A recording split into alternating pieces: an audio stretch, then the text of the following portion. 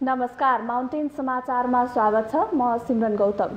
नमस्कार, म सचिता बुढाथोकी। सुरुमा अहिलेसम्मका मुख्य समाचार।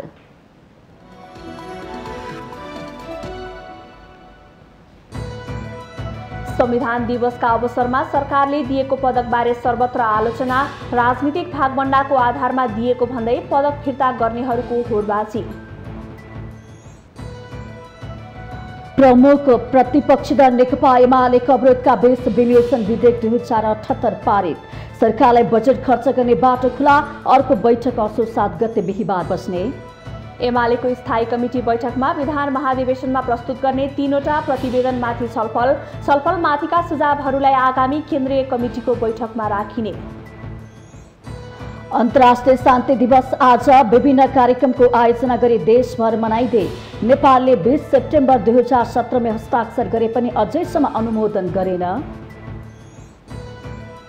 नेता र जनप्रतिनिधिको व्यवहारले जनतामा असन्तुष्टि चुलिँदै। बुटवलका मेयरमाथि एक युवकद्वारा मुक्का प्रहार। जनताको असन्तुष्टिप्रति पटमूर्खको टिप्पणी। रुसको परम शहर स्थित एक विश्वविद्यालयमा अन्धाधुन्द गोली प्रहार। 8 जनाको मृत्यु, बन्दुकधारी सहित 9 जना घाइते। घटनाको छानबिन हुँदै। र एएफसी महिला एसियन कप छनौटको दोस्रो खेलमा नेपालले आज हङकङ विरुद्ध प्रतिस्पर्धा गर्दै बलियो टिम हङकङ विरुद्ध जित निकाल्न नेपाललाई असहज।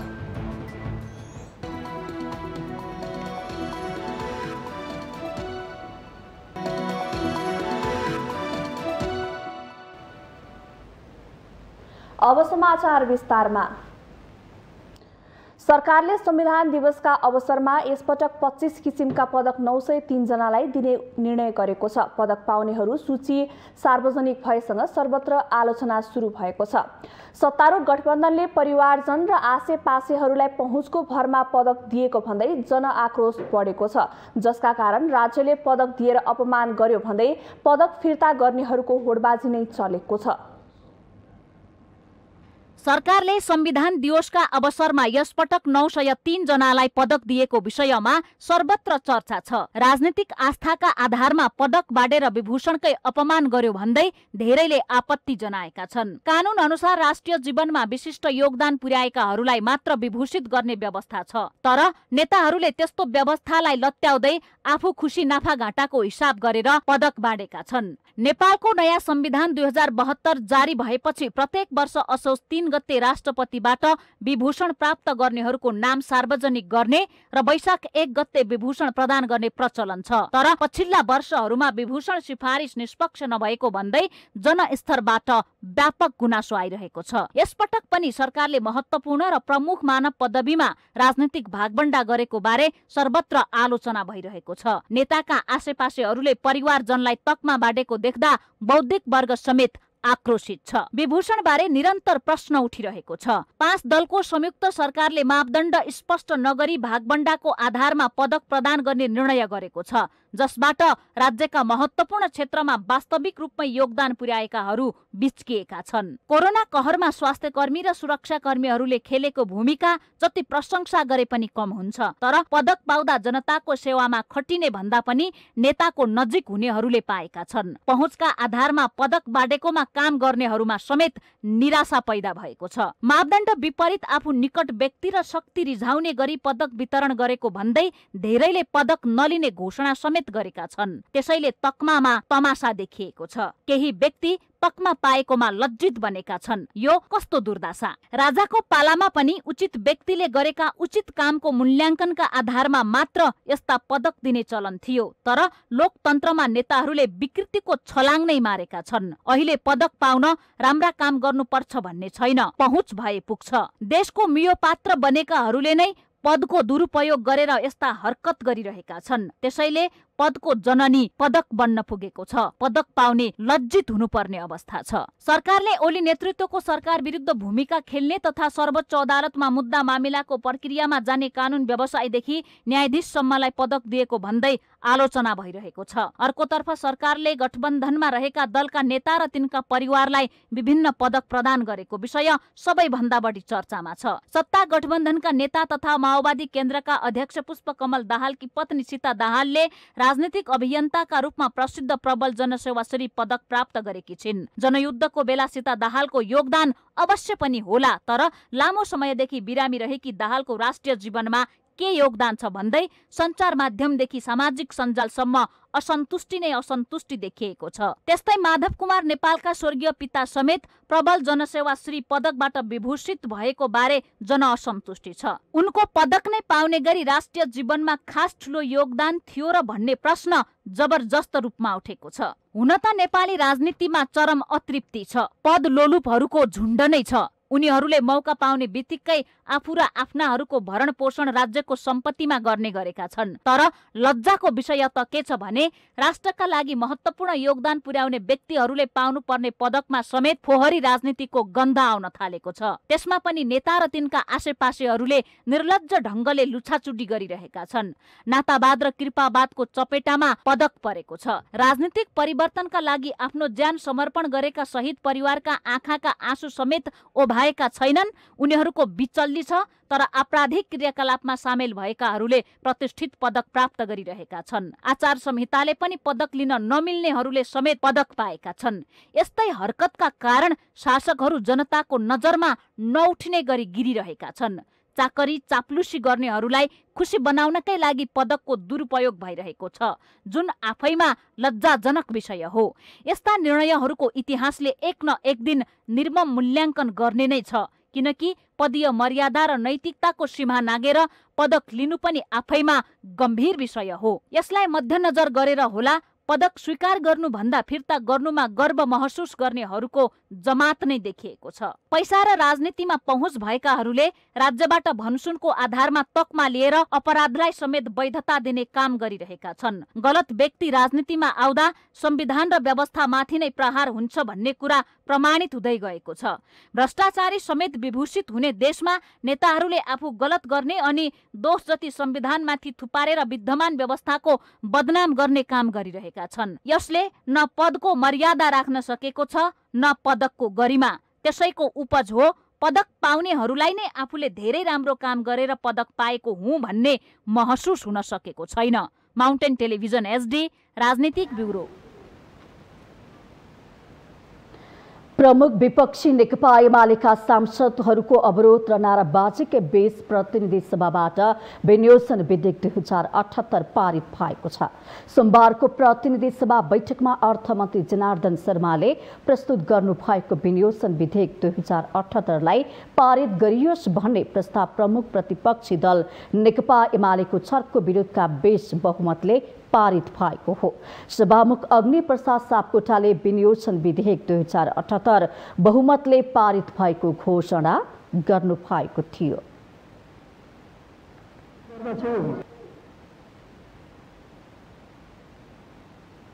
त्यसैगरी बैठकले अर्थमन्त्री शर्माले प्रस्तुत गर्नुभएको आर्थिक विधेयक 2078 र राष्ट्र ऋण उठाउने विधेयक 2078लाई पनि स्वीकृत गरेको छ। प्रतिपक्षी दल एमाले भने संसदको अवरोध कायमी राखेको छ। सभामुख सापकोटाले एमाले प्रति भेदभावपूर्ण व्यवहार गरेको भन्दै एमाले निरन्तर संसदमा विरोध गर्दै आएको छ। सोमबारको बैठकमा पनि एमाले सांसदहरूले बेल घेर्दै नाराबाजी गरेका थिए। प्रतिनिधि सभाको अर्को बैठक असोज 7 गते बिहीबार दिउँसो 2 बजेको लागि बोलाइएको छ।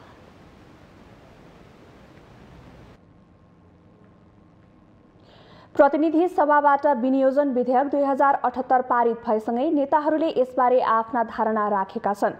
सोमबारको प्रतिनिधि सभा बैठकपछि सञ्चारकर्मीसँग बोल्दै अर्थमन्त्री जनार्दन शर्माले प्रतिपक्षी दलसँग वार्ता र संवाद गरी राष्ट्रिय एकता कायम गर्ने सरकारको नीति रहेको बताउनु भएको छ। साथै अर्थमन्त्री शर्माले प्रतिनिधि सभा बैठकमा निरन्तर विरोध गरिरहेको प्रमुख प्रतिपक्षी दल नेकपा एमालेसँग वार्ता र संवाद गरिरहेको बताउनुभयो।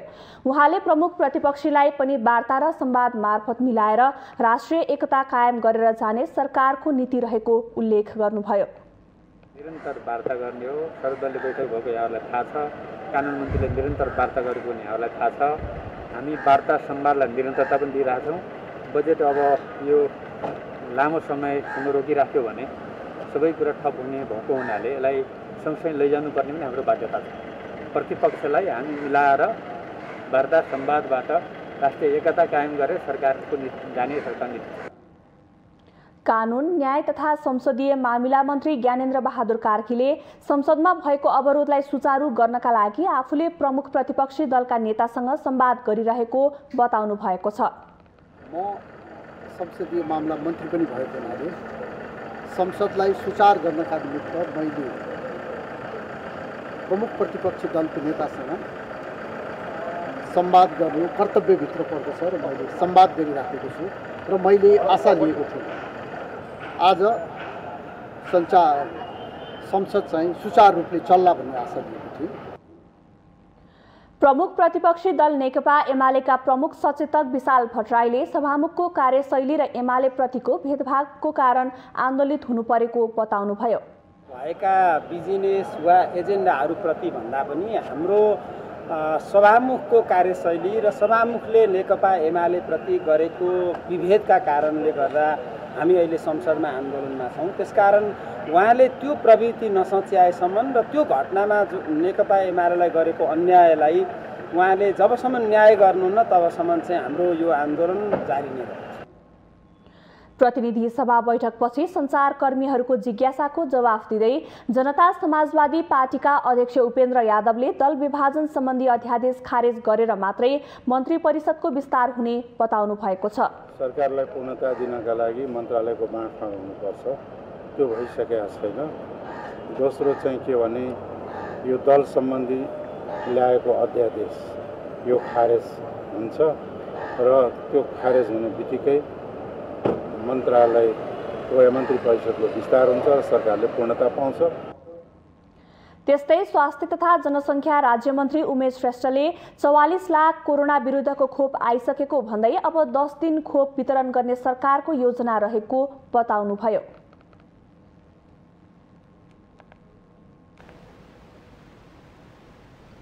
प्रत्येक वर्ष 21 सेप्टेम्बरको अवसरमा मनाइने अन्तर्राष्ट्रिय शान्ति दिवस आज विभिन्न कार्यक्रमको आयोजना गरी देशभर मनाइँदैछ।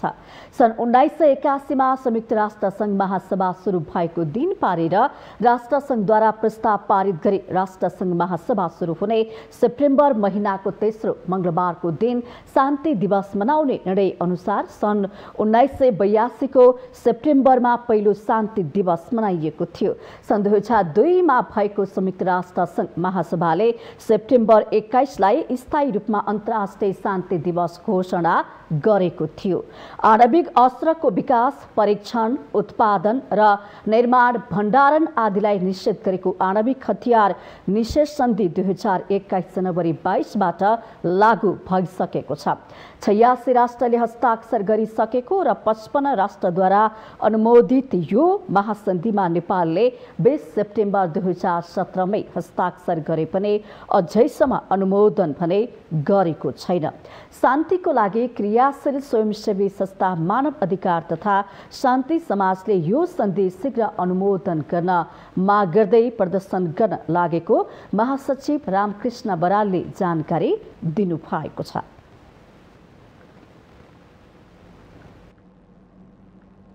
नेपाल कम्युनिस्ट पार्टी एकीकृत समाजवादीका अध्यक्ष माधव कुमार नेपालले प्रदेश नम्बर 1 र बागमती प्रदेशमा छिट्टै आफ्नो पार्टीको नेतृत्वमा सरकार बन्ने दाबी गर्नुभएको छ। सोमबार पेशागत महासंघ नेपालको राष्ट्रिय समितिको विस्तारित बैठकलाई सम्बोधन गर्दै अध्यक्ष नेपालले प्रदेश नम्बर 1 र बागमती प्रदेशमा छिट्टै समाजवादी पार्टीको नेतृत्वमा सरकार बन्ने दाबी गर्नुभएको हो। उहाँले प्रदेश नम्बर 2 कर्णाली र सुदूरपश्चिम प्रदेशमा आफ्नो पार्टीको सशक्त उपस्थिति रहेको भन्दै नेताहरूलाई धन्यवाद समेत व्यक्त गर्नुभयो। सुदूरपश्चिम प्रदेशमा सबै राजनीतिक दलहरूलाई भन्दा नम्बर 1 मा अरु सबै पछाडी परेर हाम्रो संसदीय दल प्रदेश सभामा सबभन्दा बढी संख्यामा हाम्रो पार्टी त्यहाँ सुदूरपश्चिममा झण्डा फहराइरहेको छ। 2 नम्बर प्रदेशलाई पनि बधाई दिन चाहन्छु, जहाँ केपी ओली गुटलाई 2 नम्बरमा झारेर 1 नम्बरमा पुर्याउनु काम गर्नुभएको छ। तपाईहरुलाई पनि बधाई दिन चाहन्छु।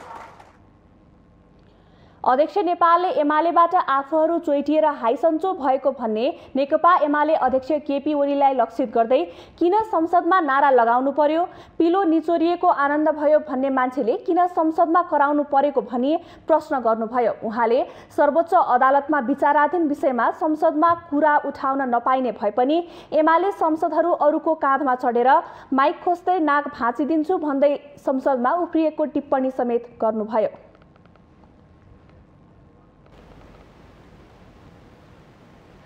कांग्रेस सभापति शेरबहादुर देउवा प्रधानमन्त्री नियुक्त भएको 2.5 महिना हुन लागिसकेको छ।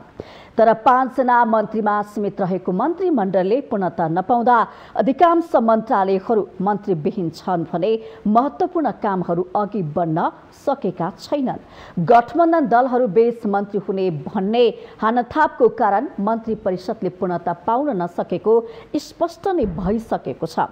तर गठबन्धनको नेतृत्व गरेका नेताहरू भने चाँडै मन्त्रीमण्डलले पूर्णता पाउँछ भनेर दाबी गर्न छाडेका छैनन्।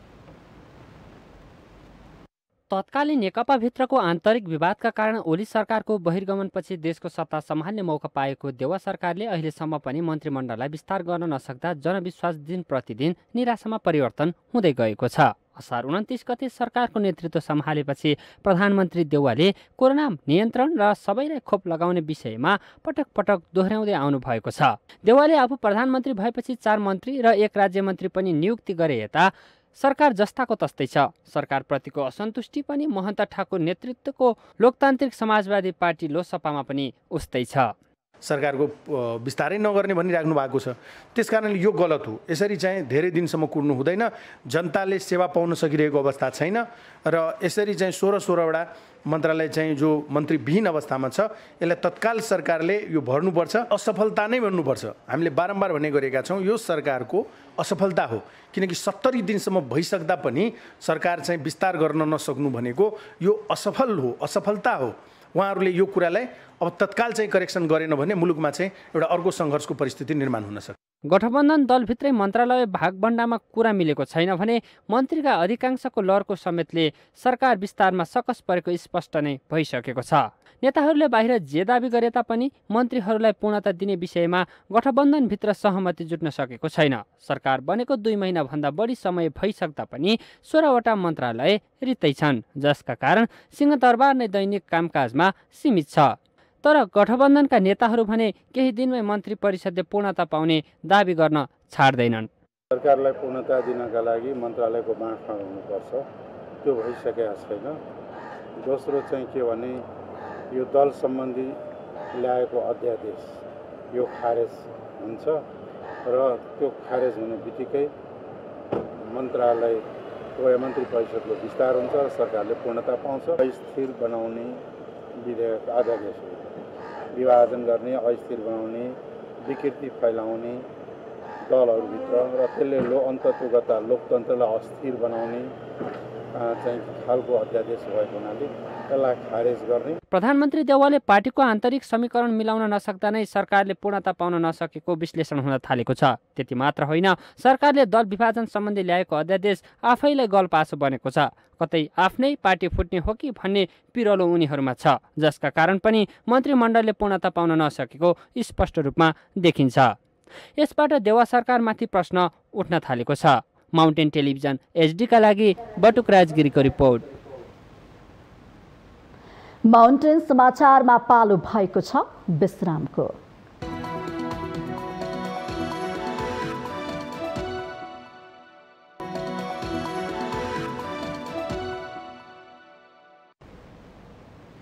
विश्रामपछि स्वागत छ। अब बाँकी समाचार। नेकपा माओवादी केन्द्रका अध्यक्ष पुष्पकमल दाहालले आफ्नो पार्टी बिस्तारै एमालेकरण हुँदै गएको हो कि भन्ने चिन्ता बढेको बताउनु भएको छ। सोमबार सूर्यनाथ राम यादवको स्मृतिमा आयोजित कार्यक्रममा बोल्दै अध्यक्ष दाहालले आफ्नो पार्टीमा बिस्तारै एमालेकरण हुँदै गएको हो कि भन्ने चिन्ता भएको बताउनु भएको हो। उहाँले नेकपा माओवादी केन्द्र पनि बिस्तारै व्यवहारमा एमालेको नेताको जस्तै व्यवहार देखिन थालेकाले चिन्ता बढाएको बताउनुभयो। उहाँले समाजको विकास र न्यायको निम्ति पनि पार्टी र हामीहरूलाई रूपान्तरण गर्नुपर्ने आवश्यकता रहेको बताउनुभयो। अध्यक्ष दाहालले नेकपा एमालेका अध्यक्ष केपी शर्मा ओलीको निरङ्कुशता थाहा पाए पनि केही साथीहरूले आफूलाई आत्मसमर्पण गरेको बताउनुभयो। षड्यन्त्र गरेर चाहिँ हामीलाई कमजोर पार्न, तर फेरि पनि जनतामा हाम्रो जबरजस्त प्रभाव छ। थोरै मेहनत गर्यौं भने यो पटक आउने चुनावमा चाहिँ हामी फेरि 1 नम्बर हुने सम्भावना त्यहाँ छ। हामी समाजवादी क्रान्ति अगाडि बढाउनको निम्ति विकास र समृद्धिको यात्रा हुँदै सामाजिक न्याय सहितको एउटा नयाँ समाज निर्माणको निम्ति हाम्रो पार्टीले आफूलाई रूपान्तरण गर्नै पर्छ। अध्यक्ष दाहालले अब फेरि एकपटक सम्पूर्ण कम्युनिस्टहरूले सोच्नुपर्ने बेला आएको बताउनुभयो। उहाँले कम्युनिस्टहरूले नेतृत्व नगरे अरूले बिगार्ने मात्रै देखिएको भन्दै सबै कम्युनिस्टहरूले आँखा चिम्लेर भए पनि देश र जनताको लागि सोच्नुपर्ने बताउनुभयो।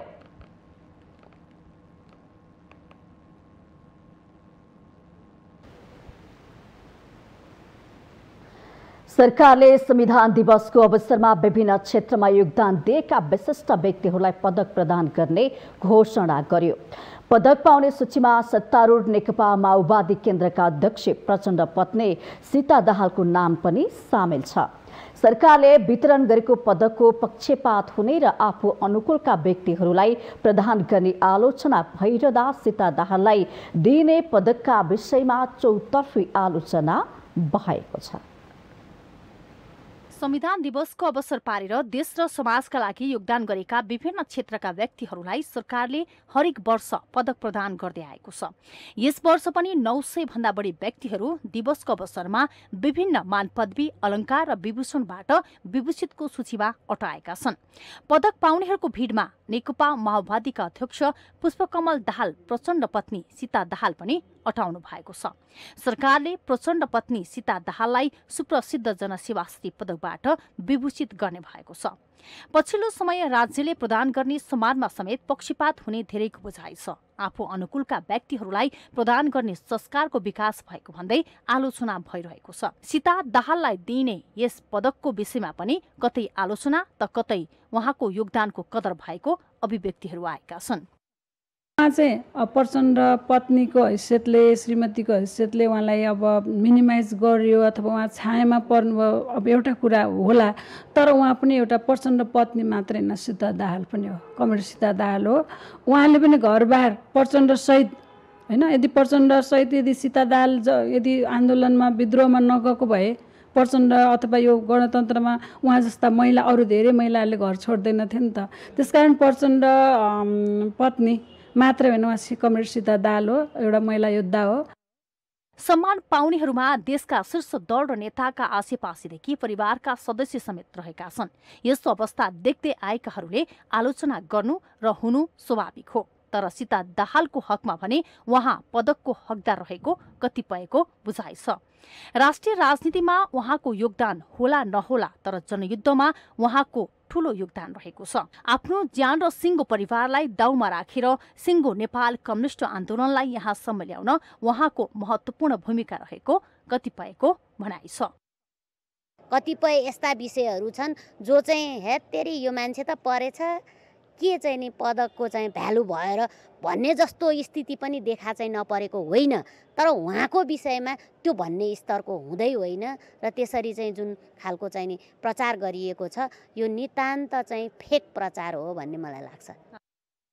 सरकारले प्रदान गर्ने महत्त्वपूर्ण पदक नेपालका राजनीतिक दल शीर्ष नेताहरूले आफ्ना निकटलाई सिफारिस गर्ने परिपाटी रहेकाले सीता दाहाल पनि यसैमा मुसिन पुग्नु भएको हो। तर प्रचण्ड पत्नी सीता दाहाल भलै सक्रिय राजनीतिमा देखा नपरे पनि माओवादी 10 वर्षीय जनयुद्धमा उहाँको ठूलो भूमिका रहेको र उहाँ सरकारले प्रदान गरेको सुप्रसिद्ध प्रबल जनसेवाश्रीबाट विभूषित रहन योग्य रहेको सरकारवालाको भनाइ छ। माउन्टेन टेलिभिजन एसडीका लागि अप्सरा गौतम, काठमाडौँ। सोमबार सामाजिक सञ्जालमा एउटा भिडियो भाइरल भयो। 31 सेकेन्डको उक्त भिडियोमा एक युवा दौडिँदै बुटवल उपमहानगरपालिकाका मेयर शिवराज सुवेदीमाथि जाइ लाग्छन्, मुक्का प्रहार गर्छन् अनि आफै पछारिन्छन्। पछिल्लो समय यस प्रकारका घटना नौलो हुन छोडेको छ। आखिर जनप्रतिनिधिसँग जनता नै रुष्ट किन? सोमबार बुटवल उपमहानगरपालिकाका मेयर शिवराज सुवेदीमाथि मुक्का प्रहार भएको यो भिडियोले जनताको आक्रोशको एउटा ज्वलन्त उदाहरण प्रस्तुत गर्छ।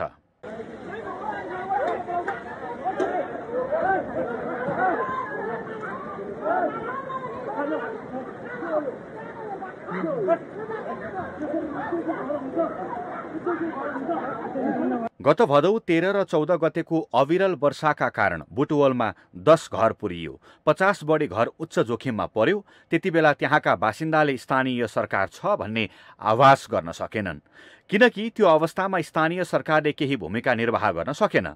स्थानीय सरकारले तत्काल त्यहाँको अवस्था बुझेर घर पुरिएका र जोखिममा परेकाहरूको उचित व्यवस्थापन गर्न सक्यो, न प्रभावित क्षेत्रमा राहत तथा पुनर्स्थापनाका लागि ध्यान दिन नै। सोमबार भने मेयर सुवेदी वर्षाले चुरेबाट पहिरो खस्दा बुटवल ज्योतिनगर र लक्ष्मीनगर क्षेत्रका करिब 2 दर्जन घर क्षतिग्रस्त भएपछि त्यसको अवलोकनका लागि पुगेका थिए। अघिल्लो पटकदेखिको रिस साँधेका गणेश पङ्गेनीले मेयरमाथि यही मौका छोपेर मुक्का प्रहार गरेका हुन्।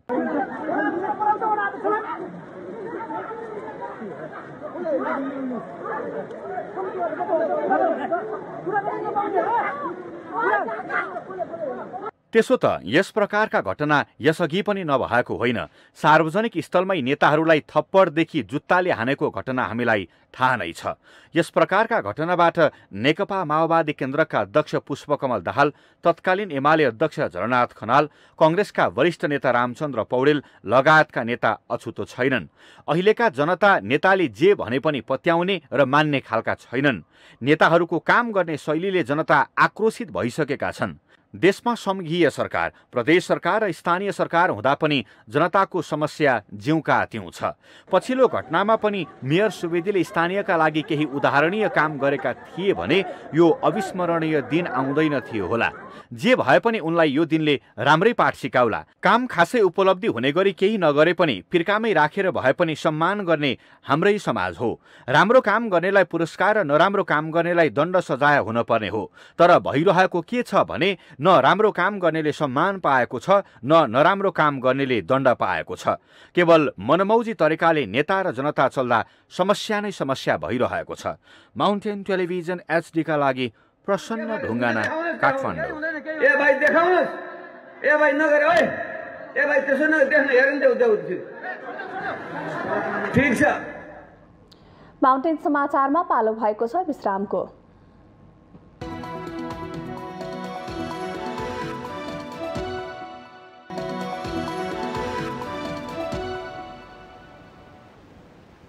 विश्रामपछि स्वागत छ। अब बाँकी समाचार।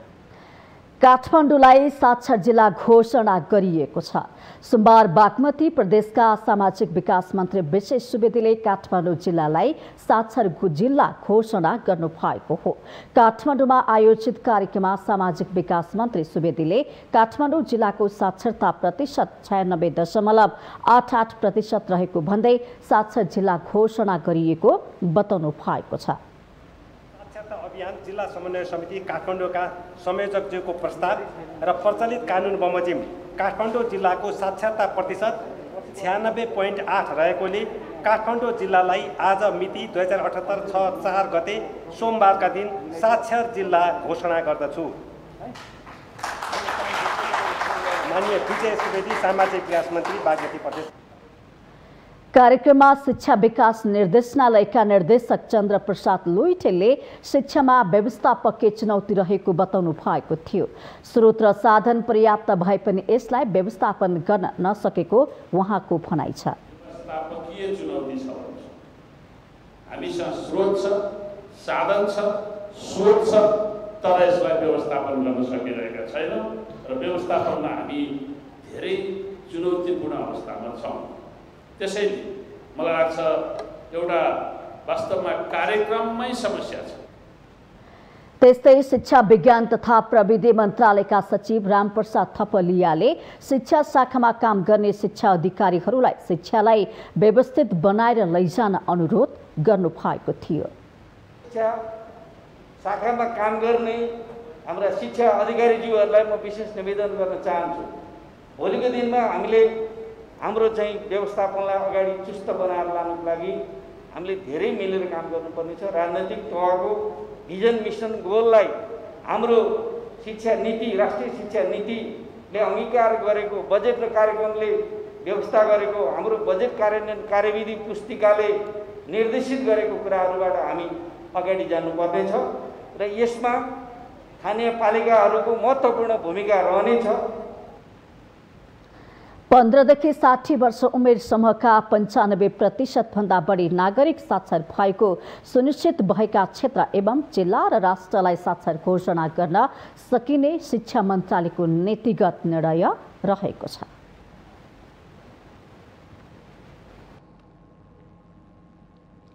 मुस्लिम आयोगले मुस्लिम समुदाय धेरै भएको जिल्लाहरूमा मुस्लिम गणक राख्न तथ्याङ्क विभागसँग आग्रह गरेको छ। मुस्लिम आयोग र केन्द्रीय तथ्याङ्क विभाग बीच सोमबार ललितपुरमा भएको छलफलमा आयोगले मुस्लिम समुदाय धेरै भएको जिल्लाहरूमा मुस्लिम गणक राख्न आग्रह गरेको हो। मुस्लिम आयोगका अध्यक्ष समीम मिया अन्सरीले गत जनगणनामा कतै मुस्लिम र कतै मुसलमान लेखिएको भन्दै यसलाई मुस्लिममा मात्रै सीमित गर्न तथ्याङ्क विभागसँग आग्रह गरिएको बताउनुभयो। बढी चाहिँ जिल्लामा मुस्लिम नै गणक भयो भने चाहिँ यसले चाहिँ राम्रो चाहिँ के हुन्थ्यो भने तथ्याङ्क विभागलाई पनि सहयोग र सपोर्ट पुग्थ्यो। यथार्थ चाहिँ विवरणहरू चाहिँ सजिलोसँग प्राप्त हुन सक्थ्यो र त्यो सँगैसँगै पहिला हामीले चाहिँ वेबसाइटमा चाहिँ मुस्लिम र कुनै ठाउँमा चाहिँ मुसलमान भन्ने लेखेको थियो। त्यो कुरालाई चाहिँ मुस्लिम शब्द मात्रै राख्ने भनेर चाहिँ हामीले निर्णय भएछ। मुसलमान भएकोलाई चाहिँ हटाइदिने, मुस्लिम नै राख्ने भनेर। अध्यक्ष अन्सरीले अघिल्लो जनगणनामा अधिकांश विदेशिएका मुस्लिम युवाहरू छुटेको भन्दै यसपटकको जनगणनामा नछुटाउन आग्रह गरिएको पनि जानकारी दिनुभयो। छलफलमा तथ्याङ्क विभागको तर्फबाट उपमहानिर्देशक हेमराज गिरी उपस्थित हुनुहुन्थ्यो।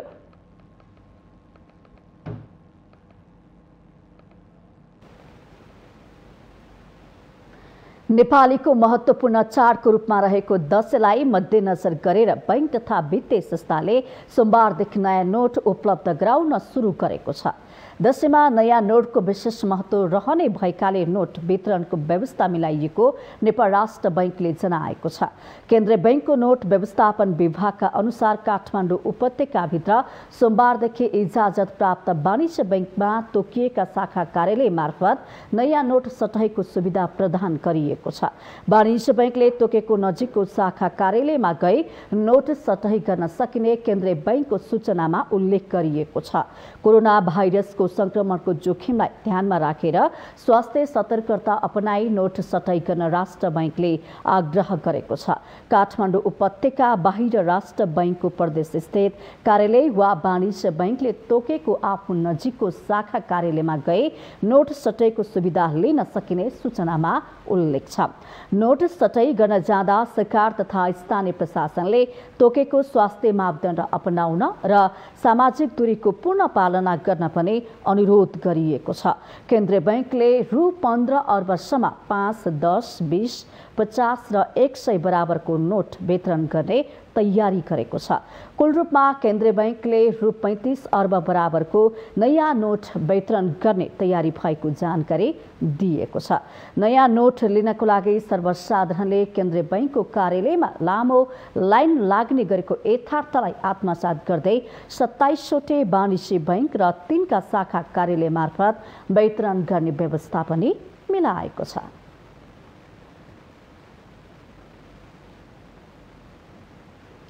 हामीसँग आर्थिक अन्तर्राष्ट्रिय र खेल समाचार बाँकी नै छन्। माउन्टेन समाचारमा पालो भएको छ विश्रामको।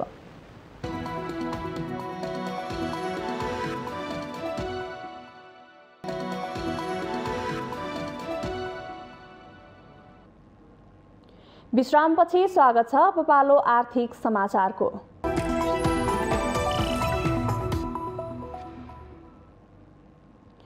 कोरोना महामारीको चपेटामा परेका आम नेपाली अहिले मूल्य वृद्धिको मारमा परेका छन्।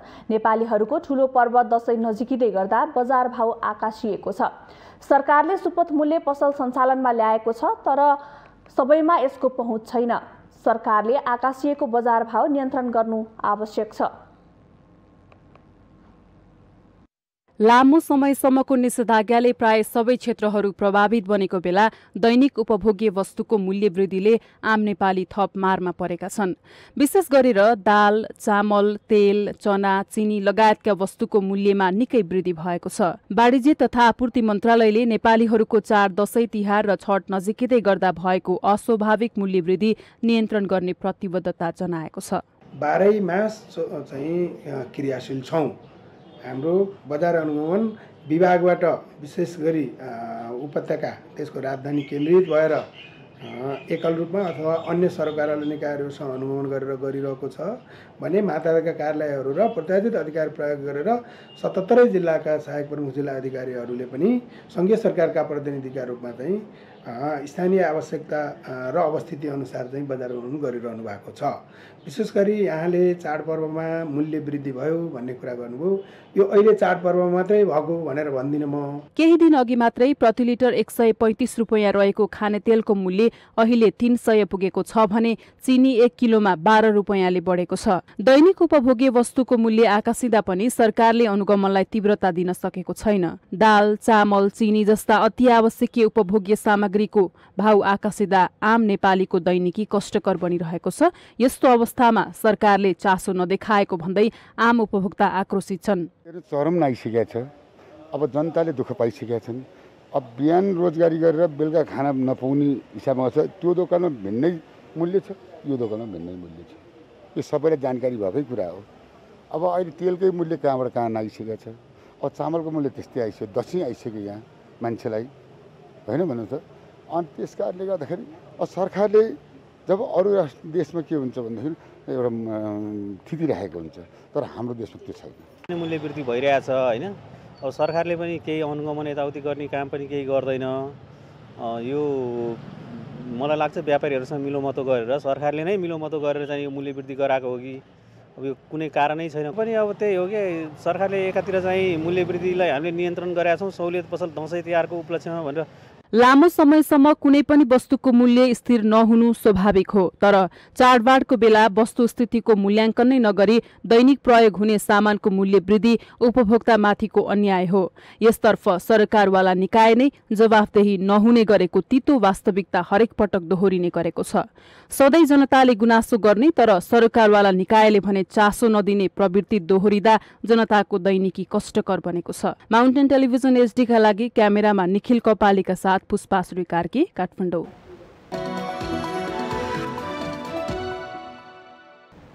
यो सँगै हामी माउन्टेन समाचारको अन्त्यमा आइपुगेका छौं। जाँदा जाँदै मुख्य समाचार पुनः एकपटक।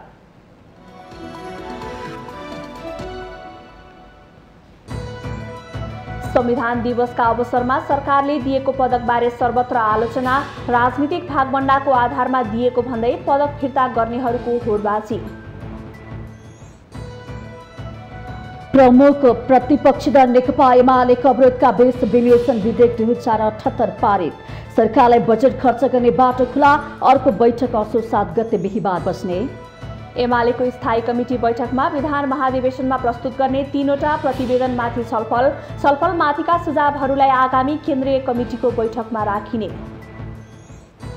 अन्तर्राष्ट्रिय शान्ति दिवस आज विभिन्न कार्यक्रमको आयोजना गरी देशभर मनाइँदै नेपालले 20 सेप्टेम्बर 2017 में हस्ताक्षर गरे पनि अझैसम्म अनुमोदन गरेन। नेता र जनप्रतिनिधिको व्यवहारले जनतामा असन्तुष्टि चुलिँदै बुटवलका मेयरमाथि एक युवकद्वारा मुक्का प्रहार। जनताको असन्तुष्टिप्रति पटमुर्खको टिप्पणी। रुसको परम शहर स्थित एक विश्वविद्यालयमा अन्धाधुन्द गोली प्रहार।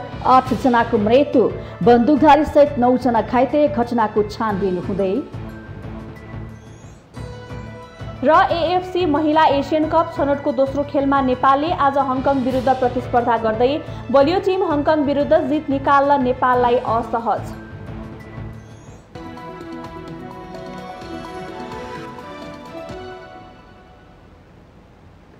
माउन्टेन समाचार अहिलेलाई यति नै। सत्य, तथ्य र निष्पक्ष समाचारको लागि माउन्टेन टेलिभिजन HD हेर्दै गर्नुहोला। नमस्कार।